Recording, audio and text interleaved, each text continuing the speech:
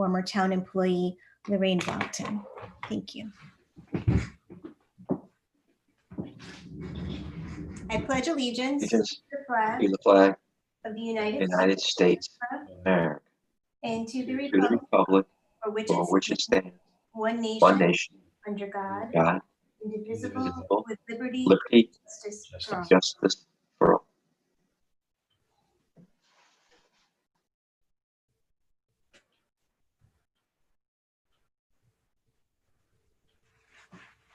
Thank you. So tonight, we're going to get started with a little celebration. We have a proclamation recognizing the Rocky Hill Police Department for their state of Connecticut Tier 1, Tier 2, and Tier 3 certification, as well as CALEA accreditation. And so welcome, Mike, I see you out there. Yeah, Okay. I'm here with John Lammers. And John Lammers. All right, thank you. Welcome, gentlemen. Thank so if I may, we have a proclamation for you. Okay. I'd like to read that to you. And it really is a very nice history of all that you have gone through to reach this point. So I'd like to take a moment just to share that with the residents. Okay. So whereas in February 2016, the Rocky Hill Police Department rewrote all of the department's policies to conform with state of Connecticut Tier 1 standards. And after a series of mock inspections with police administrators from across the state, the police department was awarded State of Connecticut Tier 1 accreditation. And whereas the Rocky Hill Police Department continued to revise their policies and administer inspections, as well as provide proof of compliance yearly for each standard, and were subsequently awarded State of Connecticut Tier 2 accreditation in April 2017. And then whereas based on the success of the Rocky Hill Police Department in receiving the State of Connecticut Tier 1 and Tier 2 accreditation, the police department decided to pursue national accreditation from the Commission on Accreditation for Law Enforcement Agencies, also known as CALEA, a credentialing authority that confirms that a police department is committed to the continuous development and the professional delivery of public safety services.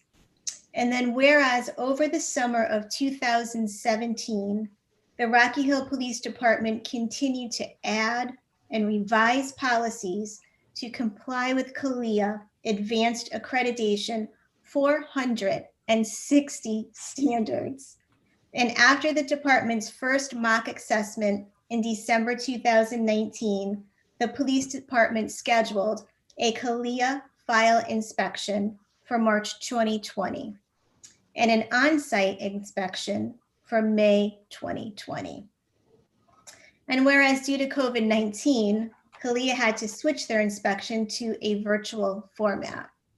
And the inspection was successful.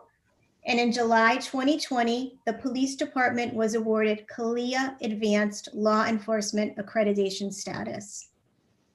And whereas after receiving CALEA accreditation, the department began working on State of Connecticut Tier 3 accreditation, which requires compliance with 14 additional state-specific standards.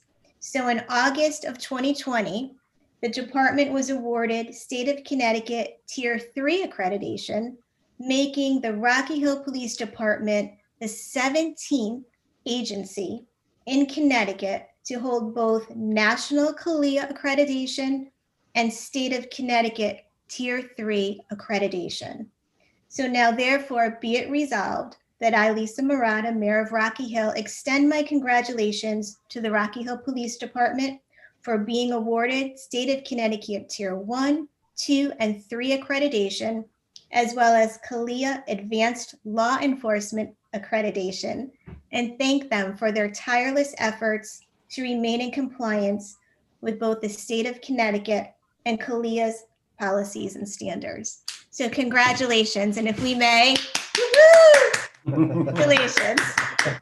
Huge achievement. And we're so tremendously proud to call you our police department. And we thank you for everything that you do. Well, thank you. We really appreciate this. First of all, yes, it is official. Yeah. I'm holding it. I'm holding it right here. Wow, beautiful. So it arrived just about 2 weeks ago, and it's hanging prominently in our administrative hallway with some of the other awards. But certainly nothing compares to this one. And I want to thank you, Mayor, and the council for your support throughout this process, and your support when we first approached the town manager and the council about pursuing CALIA accreditation. It was a good decision, as it turned out. Credit goes to, the members of this department. It's one thing to create professional standards, but you have to live by them and you have to fulfill them. And we have been doing that. So the credit certainly goes to the members of the department. 90% of the credit goes to this guy sitting next to me, John Lammers, who's our accreditation coordinator. He did a phenomenal job. Thank you. To have full accreditation at the state and national level is something very few departments achieve. And the CALIA accreditation alone, nationally, only about 6% of all law enforcement agencies. So it's something we are tremendously proud of. But it's also a commitment to our community. We want to show our community that we're going to be a fully functional, professional agency that's well managed, that's disciplined, that's transparent, that's accountable, and is going to be centered on community policing and relationships with our community. This is all part of that. We want them to be proud of us as well. So it was a long road, but one worth taking. And this is an ongoing process. It doesn't stop here. We have to continue to refine our policies and ensure that we're fulfilling them. But we will do that, and we hope to have the confidence of the public and the council as well moving forward. So thank you so much. I don't know, John, you wanted to add a few words? I just want to say thank you. I appreciate it. I appreciate all the recognition. Thank you. You're welcome. Does anyone want to add anything to the party before we? Is there cake? It would have been if we weren't virtual. So there's state and national accreditations. Is there like a world accreditation? Is it the moon? What are you going after next? Now you got so much more time on your hands. We'll look into it. Yeah. Actually, CALIA is not only national, but international. So It does. Canada and Mexico. we've achieved that summit. Excellent. So you have to go to the moon then. That's next up. Pretty much. Congrats. Thank you. All right, Chief. All right, John. Thank you so much, gentlemen. And we appreciate all that you do. Thank you. Thank you as well. Have a good evening. You're welcome. you. Okay, well, we'll move on to public comment. This portion of the meeting is specifically set aside for comments from the public who are asked to limit their comments to 2 minutes. Any person interested in providing public comment should email publicmeetings@rockyhillct.gov, and you will be provided with a link to attend a Zoom meeting and instructions on how you will participate. So I was just told that we do not have anyone waiting in the chat room, so we will move on to appointments and resignations. Councilor Duff. Anything on your side? We do not. Okay. And let's see, Councilor Sharma, anything? From you? No, none to report. Okay. Let's move on then to the approval of the minutes from our meeting on October 5th, 2020. You should have received those in your packet and read them. I'll make a motion to approve the minutes from the October 5th meeting. Thank you. A second. Okay. Any discussion? All in favor? Aye. Aye. Wonderful. Moving along to subcommittee reports, beginning with finance. The finance subcommittee did meet last week. I guess 2 items came out of the subcommittee.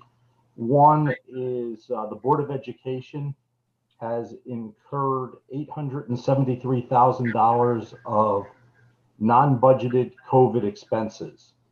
Of those items, almost $414,000 were covered by the ESSR CARES grant and the Coronavirus Relief Grant, leaving a budget shortfall of almost $460,000. The Board of Education will be requesting $230,179,000 to be used from the non-recurring account. That money, however, was budgeted for the roof at Stevens School in the amount of $800,000. And the roofing project came in at $561,000, leaving us with $239,000. So we should be able to cover that request. And that will move to the council at a prior meeting, I believe.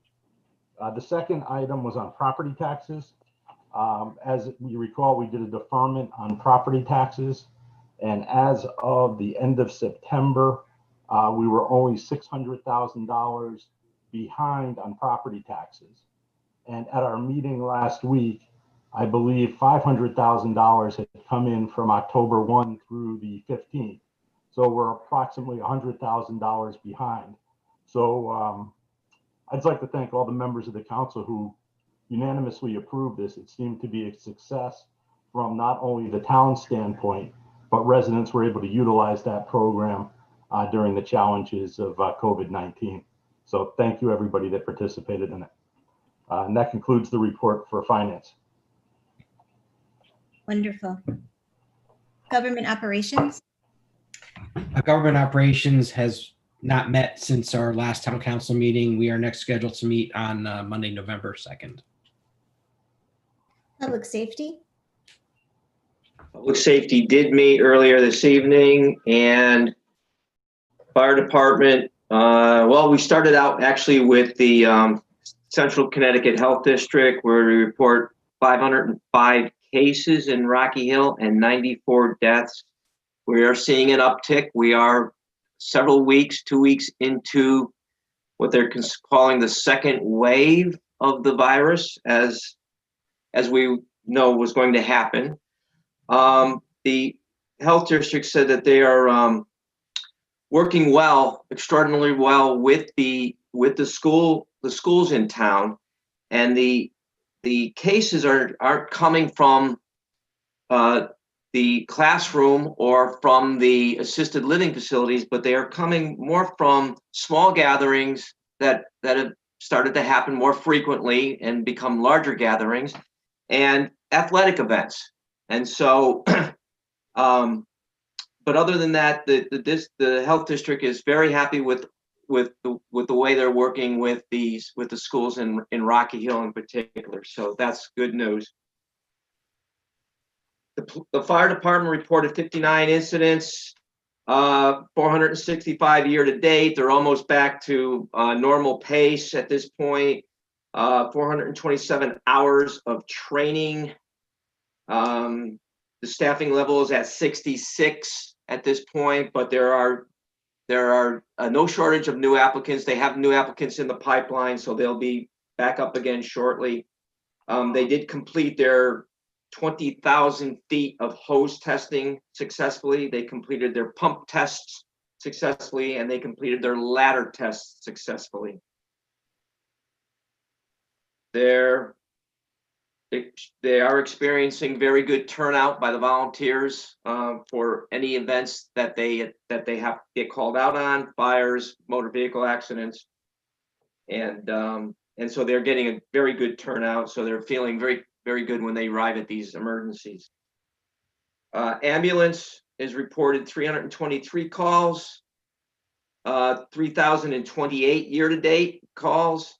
75 members with 4 new, so 79 members. They're feeling very strong. No shortage of members for emergency ambulance and EMTs. The new cruiser is being worked on. The one that was in the accident, that is moving forward, and they should have that back online shortly. And they are not experiencing any reduction or shortages in their PPE. They feel their supply quantity, their inventory is in good shape. The police report 2,071 calls. They report 23 criminal arrests, 36 motor vehicle accidents, 2 DUIs, 16 infractions issued, 44 warnings issued. They are definitely quite active in the last month, policing around the town. We are down 3 patrol. There's a vacancy of 3 patrol officers at this time and 2 to retire. So staffing is down 5. There is a campaign out there for certified officers only. So the reason for that at this point, and they are seeing a good turnout for that. The certified officers are already officers.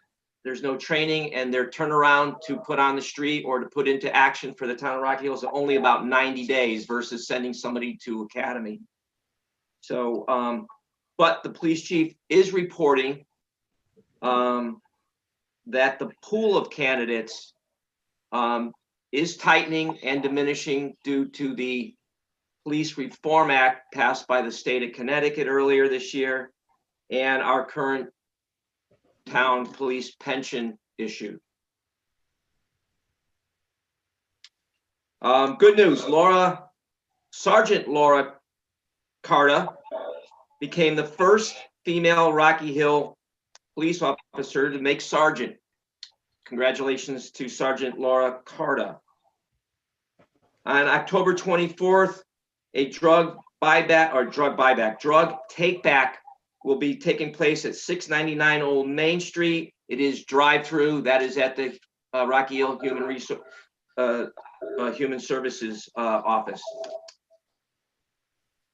Emergency Management gave their first regularly scheduled. Did you say the time for that take back between 10 and 2? Did you say? I did not. What is it, Okay. John? Between 10 and 2? 10 and 2 in the front, in the half circle of the Human Services entrance. It is a drive-through. Drive-through, yeah. Emergency Management gave their first regularly scheduled report ever, and at the meeting they reported that on September 15th, the revision and update to the town's emergency plan was completed and submitted to the state. On September 30th, the draft of the emergency plan for the school district was submitted to Dr. Zito and to the Board of Ed. On October 14th, the EOC meeting, emergency meeting was canceled due to COVID. There was a mock drill planned at the EOC Center where we would sit around and all the parties involved, police, fire, emergency, would have a mock drill and work through that event. That was postponed to next year due to COVID. Just spacing wasn't available and what have you. So we moved that off. We did not have that event. That's the report. The next regularly scheduled meeting is November 16th at 5:30. Okay, wonderful. Thank you. I have a question, if I Yeah. may. Did the health district say anything about recommendations for a number of people at gatherings or a number of people at athletic events to kind of cut back on the rise? So the health district just reported that it's not hygiene, but the health fatigue of not wearing your mask and not keeping your distance and not washing your hands regularly seems to be on the uptick, and that they recommend staying with that because we are in phase 3 opening. The state is in the phase 3 opening, so gatherings can be larger at this juncture. Of course, the state of Connecticut did pass the executive order number 9G, the governor, which allows individual municipalities to roll back to phase 2, thereby restricting it. But that's on a town by town, municipal by municipality basis, Mimi.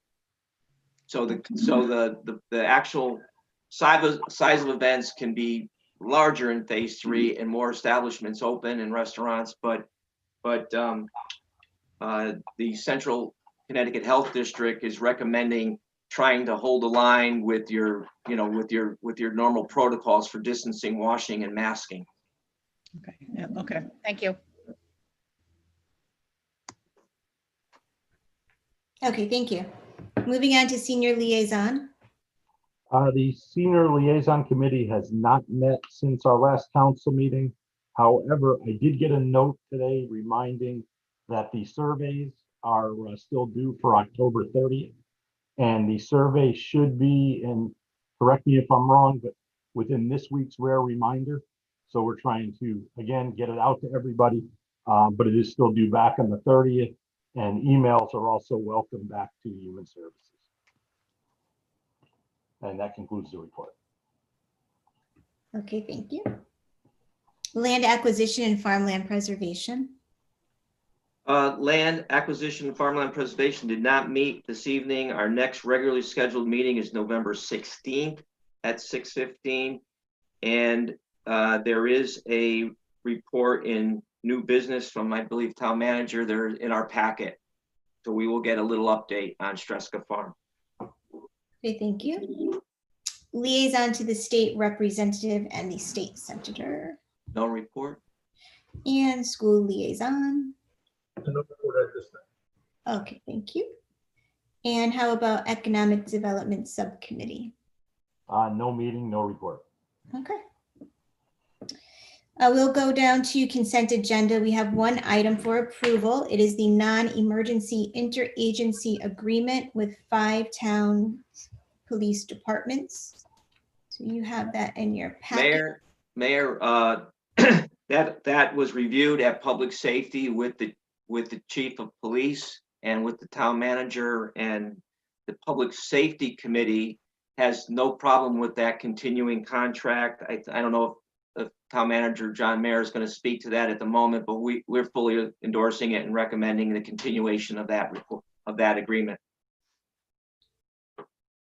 Okay, so it is a joint participation agreement with the 5 towns for police services. So John, did you want to speak to this? I don't think just, you can. I don't think you can speak to anything on a consent agenda. I think that's why it's under consent. I understand that. I just wanted to see. John, were you going to say something? Was that what you're going to say? I agree with John. Okay, so do we have a motion to approve?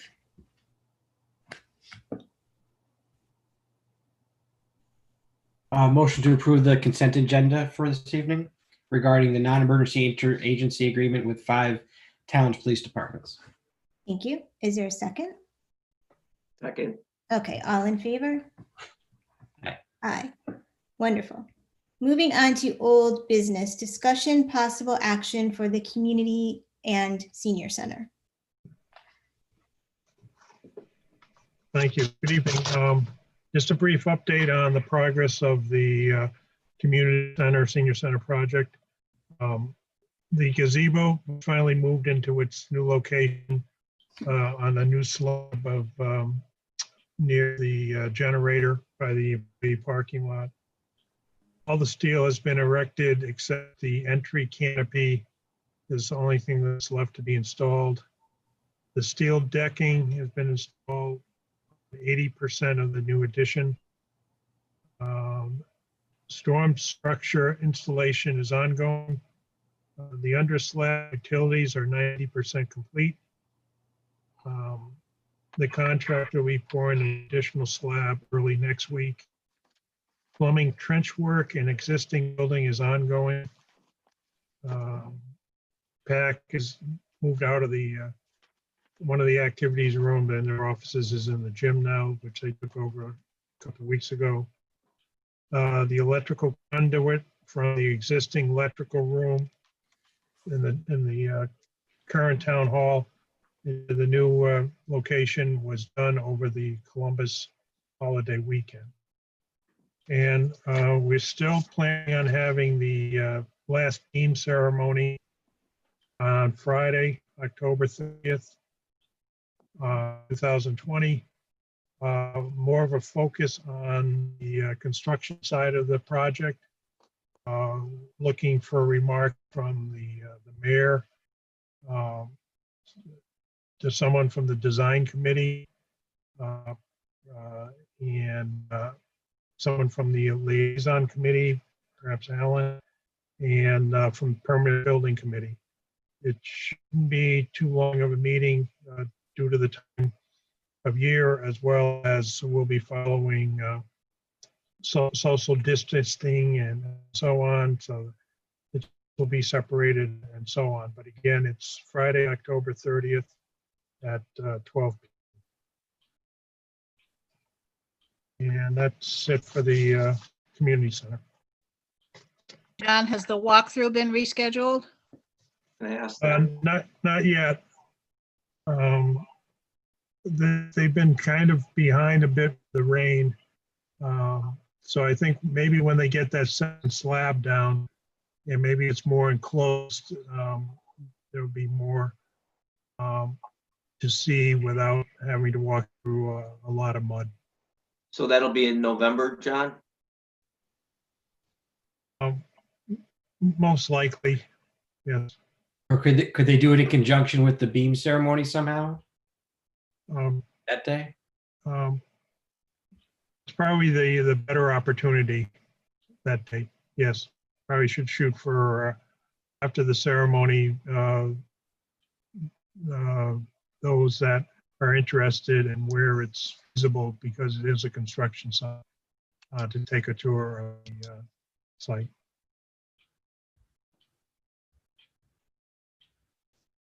Okay, thank you. Moving on to new business. A, update road improvement projects and streetscape 3. And we have Mr. evening. Skopelek.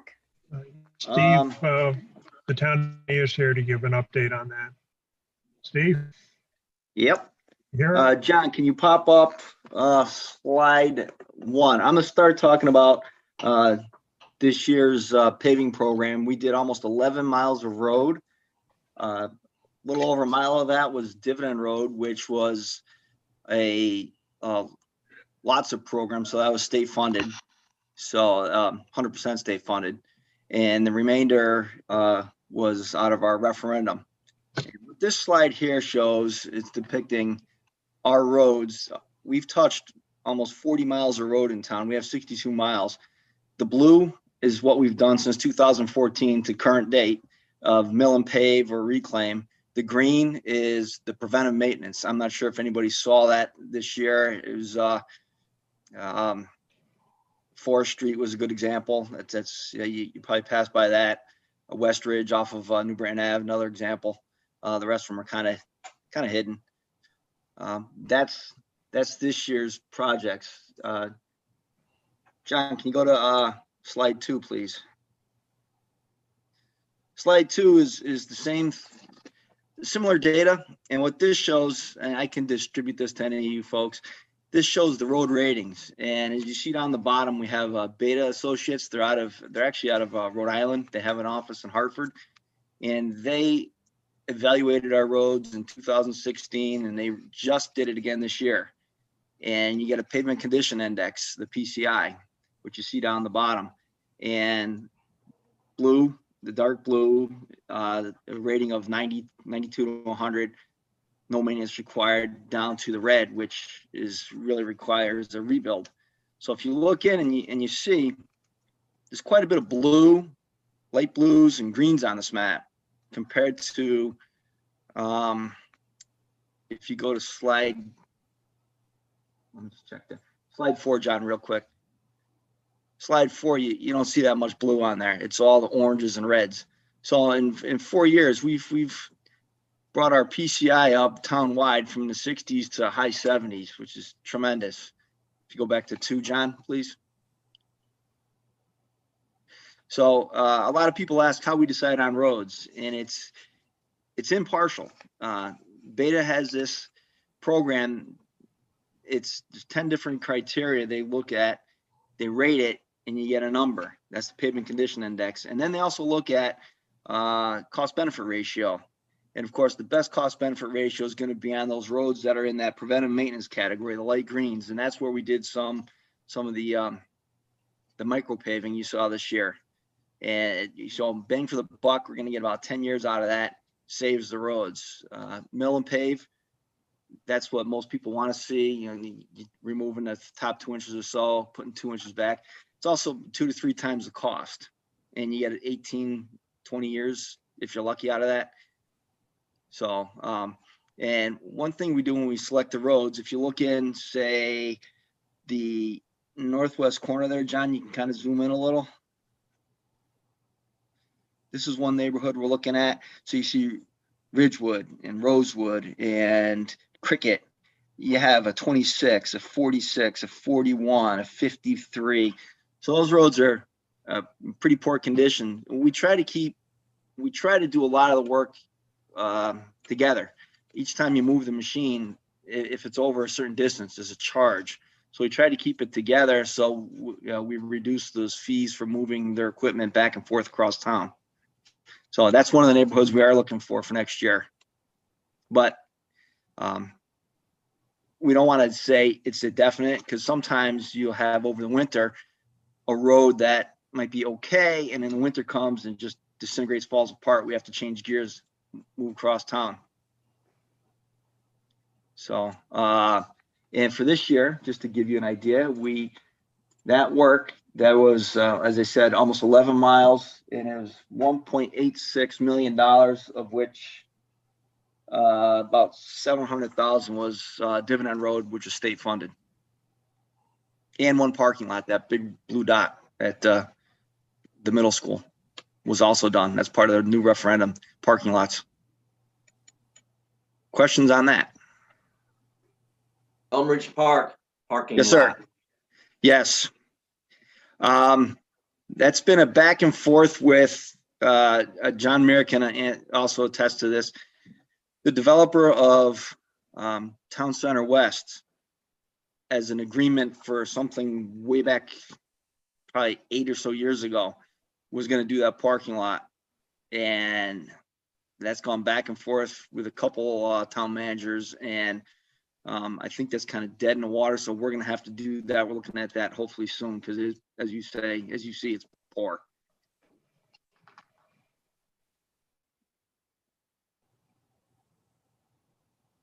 Any others? You mentioned kind of approaching it in clusters. Ridgewood's on one side. I see another one near where like Grimes and Garden. Is that something that would be potentially for next year? Or, I mean, I understand you don't want to people, knocking on your door if it doesn't happen, but are we like looking at those clusters? Because, folks who have, okay. We are. I mean, people call all the time, ask how we do this. And I'm more than willing to sit down with anybody, pull out the ratings, the books, the cost benefits, all that. Just to give you an idea, this year we did, it's not really highlighted on this map, but if you look on the on the west side of town, we did if you can kind of move your little hand there, on the very west side of town, up a little, it's off of Kobe Road, all those in blue over here, and where John's hand is, we did Murphy Road, we did Bucks Crossing, we did Hunter's Ridge, so all in that area. We also did in the center of town, more essentially, Wright Road, Elm Ridge Drive, Bayberry, those roads in there. And then we also did Dividend Road and all the roads off of Dividend Road. And then lastly, we did in the southern portion here, we did Farms Village area, down a little to your left, John. Yep, that Farms Village area. So we did bounce around. Again, we had many contractors here. Dividend Road was a state bid, so that was General Paving had the bid, and he actually utilized Galasso for paving, and JV3, also a town company for milling. The Mill and Pave was Tilcon off the state bid, and they utilized a sister company of theirs out of Massachusetts. And we also had CT Paving in doing some work. And then on the micro pave, we used a company called Indus and a company called Gorman, and each one had its area, and that was kind of on purpose. We did that the prices were basically the same. So we got to see each guy's process. They do it a little differently and see which one came out better. And, you know, we know going forward. Yeah, I remember that piece where you have the two different approaches to the micro paving. How long do we need to, because I guess there's first how it gets applied, but then how it wears. So how long are you going to take for the results to come in? You know, where the way that works is the more traffic, the better. If you look at Kobe Road, that was done in 2014. I think it's still in great shape. You hardly see any reflective cracking. It oxidizes a gray color, as does everybody else's asphalt except Tilcon. Galasso does, Suzio does, American Industry. They all oxidize a light gray color. The two companies we used this year, we looked at their product in other towns. Bolton was one, Woodbury was one. Products that have been Torrington, another. The products have been on for a few years and they're still very black, so they don't oxidize as much. So, you know, we're going to go through at least a winter and see how they're holding up and see what they look like. One company uses a fiberglass, ground up fiberglass in their product. The other one uses the fiberglass in their crack seal, and then no fiberglass in the top. One company uses two different size stones so it interlocks better, because they do it in two phases. They do a first lift, they let it set up, they call it a break, and then one company comes back the next day or a day or two later and does it with a different size stone. The other company uses the same size stone twice because the quarry they use, they couldn't get the two different sizes. So those are the differences, and we're going to see how they perform over the winter and into the spring and go from there. Thanks. Steve, this is from Vijay. I have a quick question for you. More like zooming out and a little bit more strategic. This idea of like you hiring a consultant firm, right, who gives you these numbers every few years. You're breaking up. I couldn't hear you. Can you hear me now? Yeah, I got you. Okay. So on the PCI stuff, yes. What I'm getting at is there some value to doing this more frequently, these kind of assessments, so that we can do more preventative, maintenance as, maybe the numbers bear out. I'm guessing, I'm not sure, because, you mentioned in passing in the beginning, like that preventative maintenance is probably better and costs less in the long run. So I'm just wondering, from a strategic point of view, would you do anything differently if you knew, like, that, it's gonna save you long-term more money, probably from a preventative standpoint than what you do now? Reevaluating the roads yearly, you don't need to do that. It's about every 4 years you want to go in, 3 to 4 years. And I'm not sure if you saw our presentation earlier this year, but there's a life cycle curve. And, I don't have it up in front of me, but it's the life cycle for the first 8 to 10 years is kind of flat on the curve. And then once you get to a certain point, it drops off pretty steep, and it goes from that routine maintenance or preventive maintenance, and it goes over that curve. It's like going over a waterfall. Next thing you know, you're into a mill and overlay or the reclaim. So that's why every 4 or so years is good to do it. Yeah, and that's the recommendation. Awesome. So I think that's a pretty mature curve you look at, and I think there's no need to go back and revisit that every few years or whatever. It's like that's what gives us the most bang for the buck. Yep. Thank you. You're welcome. Any other questions on the paving this year? I have a question, but it might be more for John Mayer. When we talk about the paving expectation at Elm Ridge Park and that being dead in the water, what exactly does that mean? And is there another project that is being considered? Well, I can answer the first part. We the town will do the work. It's just that developer, I don't think we're gonna get anything out of them. John? Right. It was initially planned years ago for them to repave Elmridge Park, but I guess there was some problems with the underground or high water tables and items like that, that he refused to do any paving until that so high water table was fixed. And we've had numerous discussions with them, but we haven't really moved forward. But I think now that we have the referendum money, we could begin talking to them again and try to coordinate the town fixing the support system and then getting the developer to hopefully do the paving at Elmridge. Yeah, let me follow up on John there. When they went to do the work, he was actually coming in to do the work. They started to pull some of the asphalt off, and there's water literally underneath. As most of you probably know, that's a filled wetland. That whole park is a filled wetland. And there is drainage under drains, which a pipe perforated, thrown around it to try and draw down the water table. And it apparently isn't working as it should. We put in monitoring wells. We monitor it for a couple years, found that it was kind of a fluke 1-year event, but he did not want to put his name on the project until we did something with that under drain, even though we haven't found the water to come up that high again.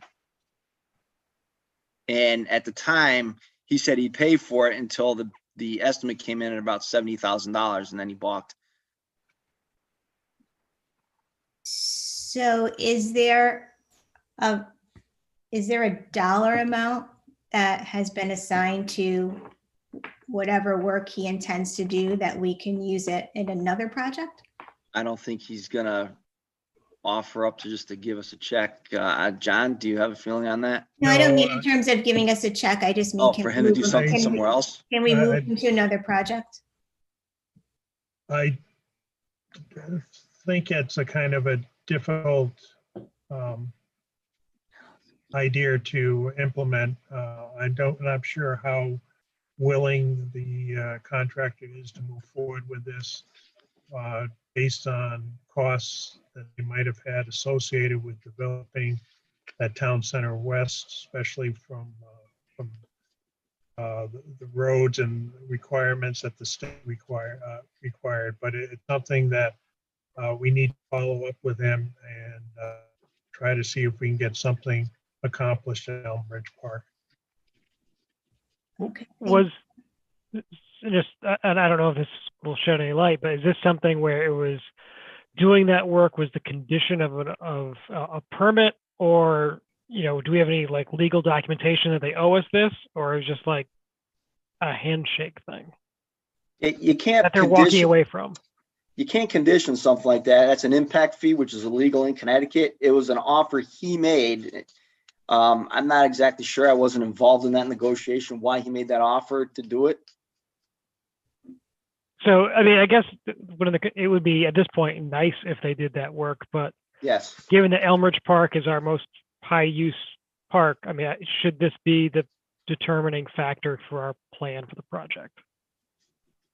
No. And now we have these funds, which we can now use. I mean, this year would have been the opportune year. Nobody foresee what was happening this year, but by the time these funds became available, it's kind of too late in the year to do, to plan that large scale project in that park. And so what you're saying is there's no writing with respect to this transaction?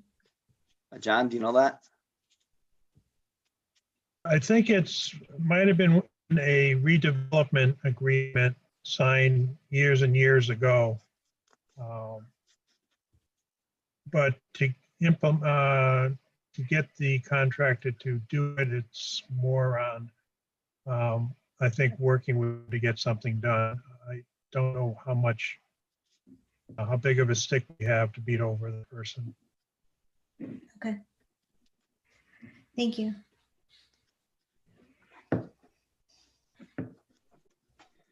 If that's Steve, it on that. Steve, Yeah. do we know which roads are going last? Last? Yeah, what's the list of the last roads to be done? Or could you get that for us? I At some don't point, really have. who's No, going it's- last? As I said, it's kind of a moving target every year. If I were to guess right now, looking at it, last, well, I'd say Waters for one, for sure, because we've done everything else around it. It's actually in still pretty good shape for roads that we haven't touched, other unless we do like a micro surface on it. Just look like the old, probably like a Riverview and a Washington, because they were done within the last 20 years or so. Again, that could be a micro pave kind of thing. The Walnut Willow Birch, that was done about 17, 18 years ago. So again, if anything, it'd be a micro pave kind of thing. You know, the priority areas are the Rosewood, Ridgewood area, the not Cold Spring, but Century Hills area, Highland. Is it Highland? So many with similar names, I get confused.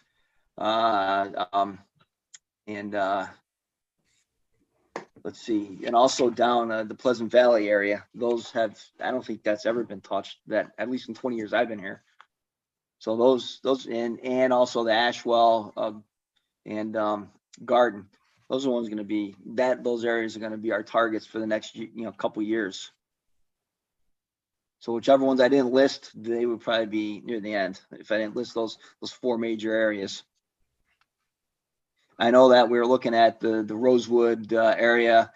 We have a subcontractor who's going to be doing some drainage work on Trinity Ridge. Our highway department's doing some. We have a on-call drainage. They're going to be doing some, and we'll probably start setting up all the catch basins in that area for next year. So I'm guessing, right now that looks like that'll probably be the first area we get into next year.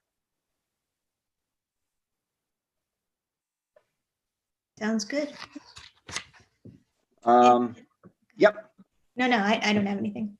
I was going to say, if there's no more on that, I have a little report on the Silas Dean Streetscape.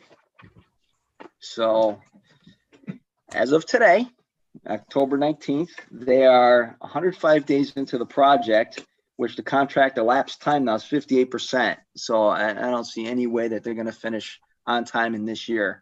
We are in prime planting season now. Actually, planting season for grass ends at the end of the month. Planting season for deciduous trees is basically over. Evergreen trees is over. Deciduous trees just started and goes to we have frozen ground. So they still have a little time for that. I don't think they'll get there. Sidewalk wise, let me start with the electric, because that's kind of the critical path here. The electrical conduit that's going in, they're about 75% done. They have about a quarter of the way to go with those concrete bases for the light posts. So they have the whole east side of the road done, and the north side from Saybrook Fish House North is basically done. Sidewalks, the actual concrete walk is installed from, I'll say, the center of town north to where my eye doctor, Annie's Pet Spa, that plaza is on that east side of the road. And now they started the brick banding, and the brick banding is, they have about 500 feet done, roughly up to where that walk-in ATM is. They've billed us $190,000 out of a $1.8 million contract, so we're at about 10%. And the contractor, who's the people who do the design, BL, they're also doing the contract administration and inspection. They've billed us roughly 47%. Any other questions? I have a couple pictures if you want to see them of the progress out there. John, if you could, did you get those I sent earlier today? Yeah. So here, this is right here at the center of town. That's garage. Across the street is the whole deli. So you can see you have the brick edge banding. Across the sidewalks, there will be no brick. Across the driveways. So it stops, picks up on the other side of the driveway. Next picture, John. Similar, you see that circle with the water in it, that's going to be a bus stop. That's right out in front of the ORL building across the street from the whole deli. That's one of the bus stops. There's going to be a shelter there. And that's going to be infilled with brick, that circle. And this is just about where they're up to with the the brick banding. You can see it's kind of in front of that walk-in ATM, and you see how they're kind of meandering the sidewalk so it's not dead straight. And that's about it on the pictures. Any Steve, are they gonna, for when winter sets in, are they gonna be okay? Are they gonna not have any driveways blocked or?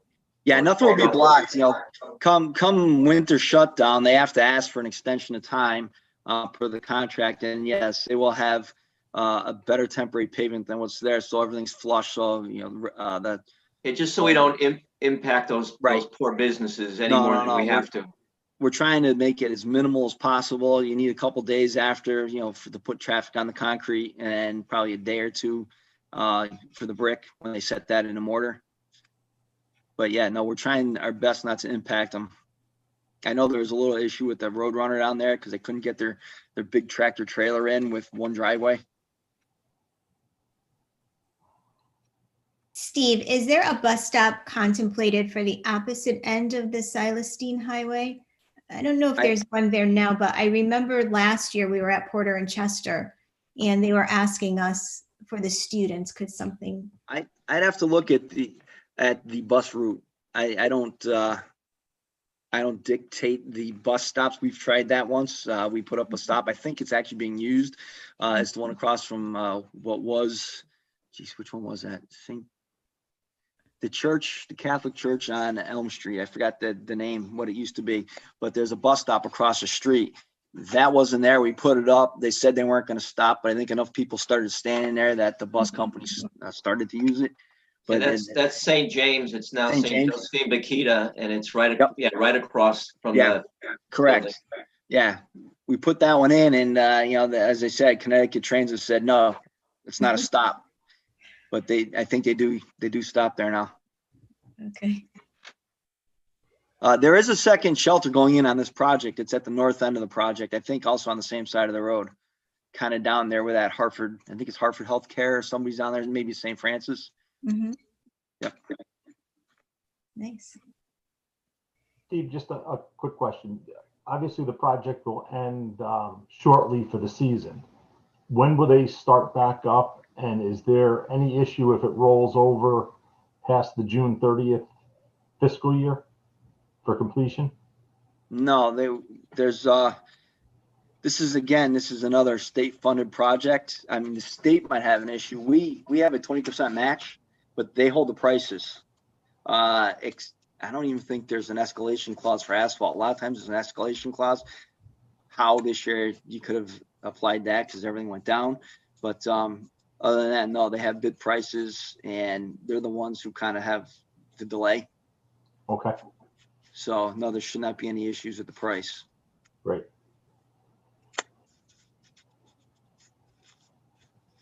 Any others? That's all I have. Thank you. Thank you for sharing all that. We appreciate it.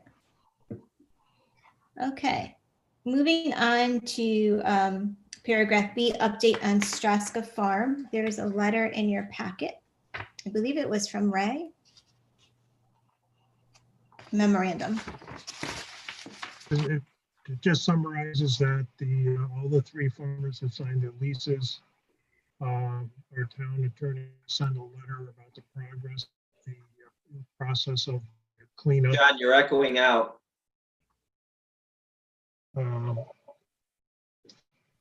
And then our town attorney sent a letter stating the concern about the process of the cleanup, and that the town is looking to go out for an RFP to get some interested companies in there that might be looking to help us clean up the property. And the steep grant that the town applied for is delayed. Apparently OPM will be meeting with the governor's office to decide or determine if they're going to release any grants in the near future.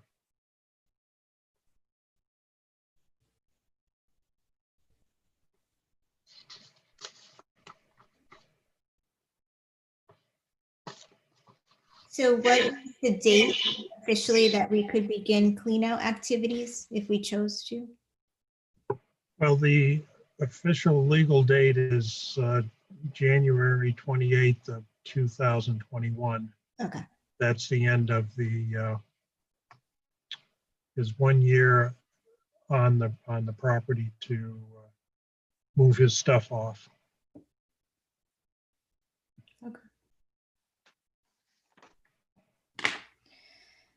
Um,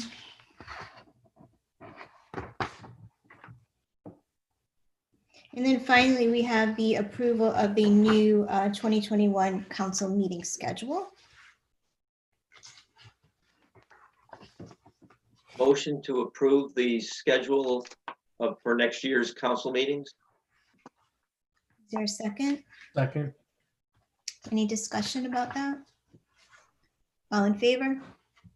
Aye. Aye. Thank you.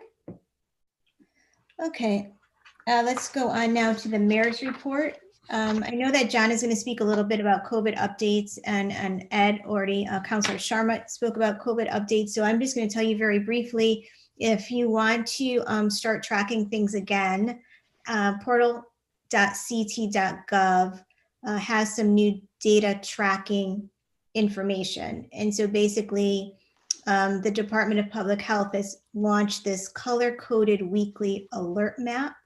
And really, it's a helpful tool for all municipalities because it basically gives you a little bit of a heads up of where we are in comparison to other towns.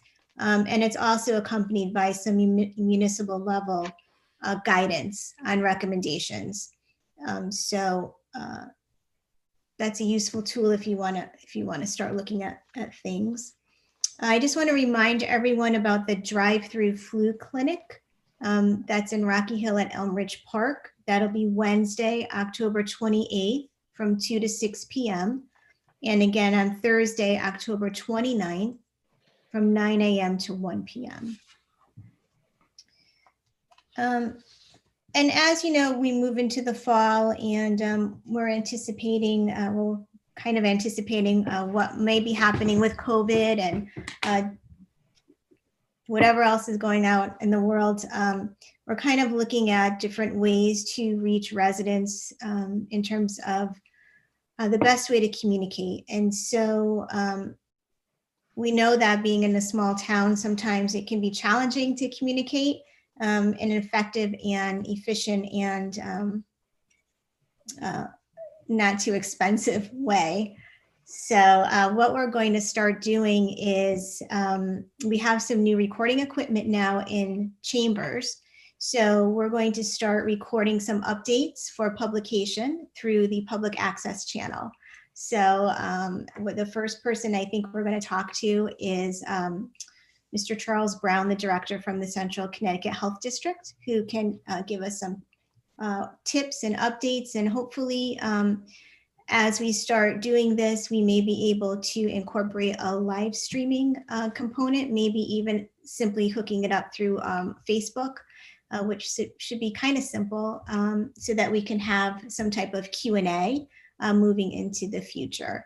And so I'm hoping that this is going to be a nice, effective way for us to communicate, especially if there are important issues that we want to get out to everyone, because not everyone's on social media. Not everyone may tune into these meetings. So it is expensive to send mailers, and we don't want to always utilize reverse 911 calls just to get information out, because those should serve a limited purpose in exigent circumstances.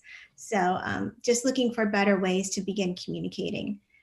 In terms of economic development, so Steve has told us about the Phase 3 Silas Deane Highway, but I just wanted to point out that when those upgrades are done on the Silas Deane, it really is going to yield a beautiful downtown feeling for that Silas Deane area. And it's really sort of one of those things that as we aggressively market new development for that Ames area and that whole downtown look that we're trying to achieve through the Plan of Conservation and Development, having that basic sidewalk connectivity and the streetlights really goes a long way into creating the look and feel that's going to bring that whole concept together. So it's starting to look wonderful.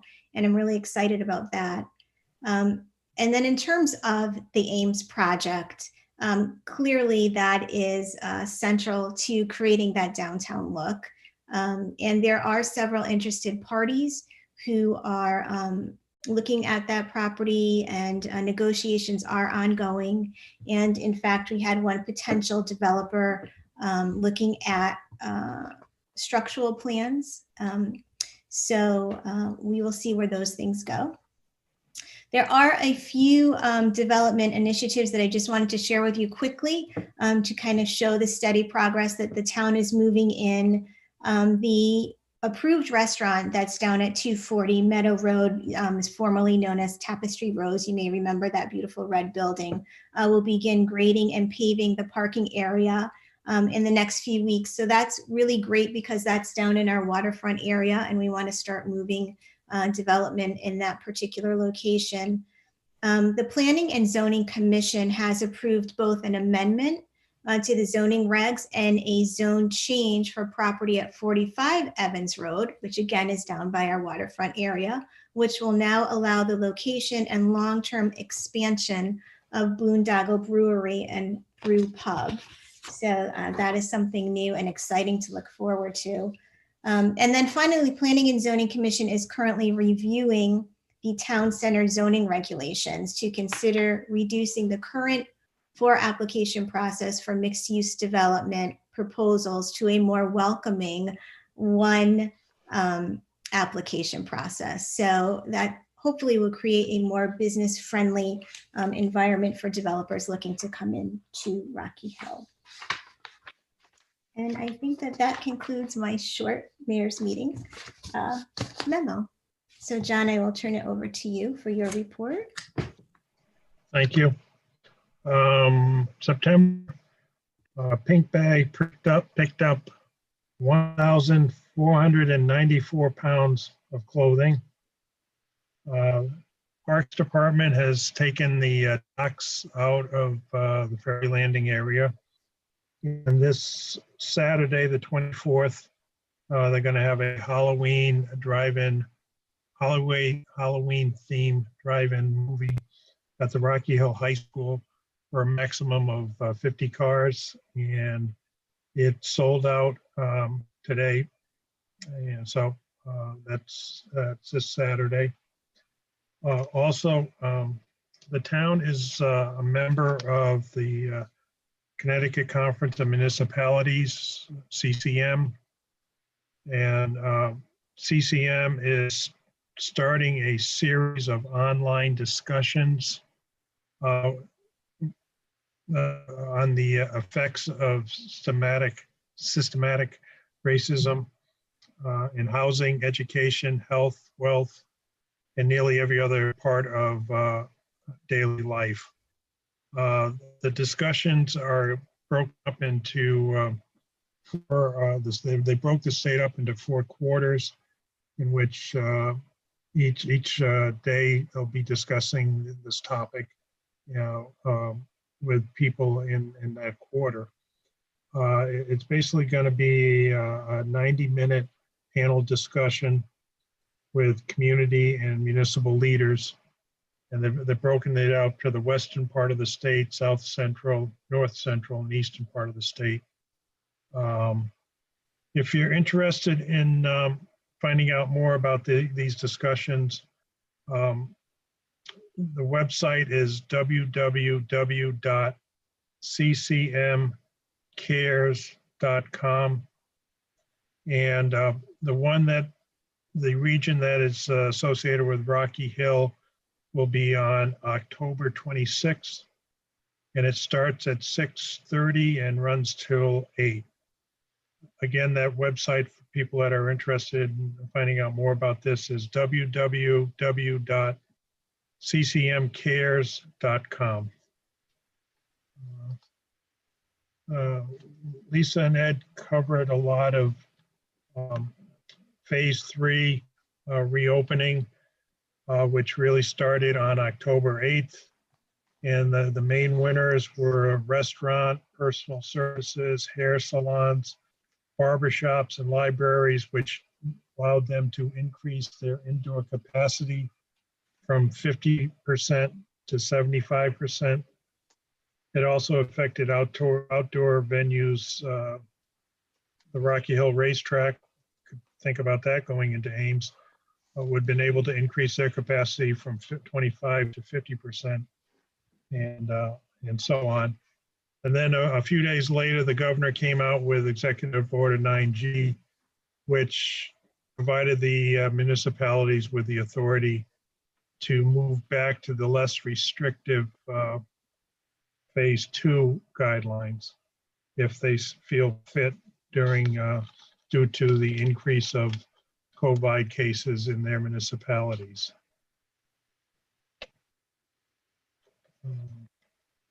And also as Lisa mentioned, the Public Health Department came out with a map of the state that shows each town that you can click on and get the number of cases they have per 100,000 of population. It usually comes out weekly on Friday. The one that just recently came out on the 16th, Rocky Hill had 4.6 cases per 100,000, which is in the lowest tier. So we're far away from the red line area of 15 cases per 1,000.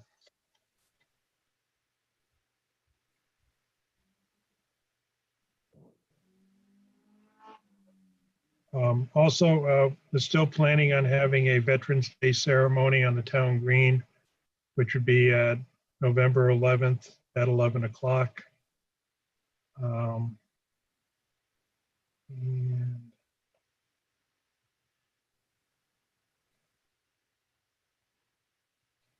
then there's only one meeting in November, which will be November 16th due to the election in the first week of the month.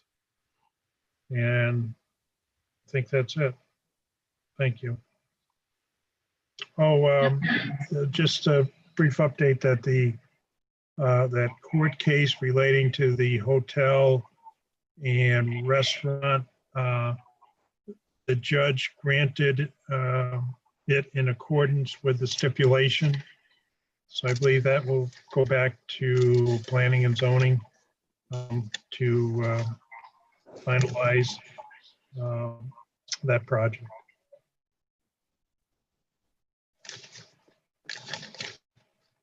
That's it.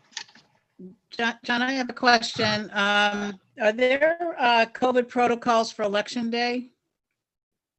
You know, there's going to be like spacing and so forth for people if there are people in line? Yes, hopefully people will follow that guidance. All of the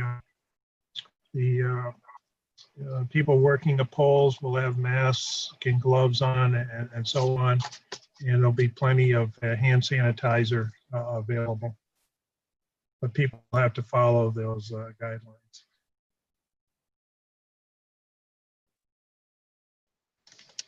Thank you.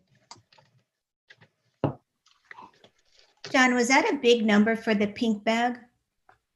1,000 plus? I think we usually get around 2,000. Oh. Okay. All right, anyone else? Okay, thank you, John. Moving along, executive session. Executive session with the town manager and human resources and legal compliance to discuss records, reports, and statements related to strategy and negotiations with respect to collective bargaining. Do I have a motion to move into executive session? So moved. Second? Okay. All in favor? Aye. Aye. Please bear with me for one moment.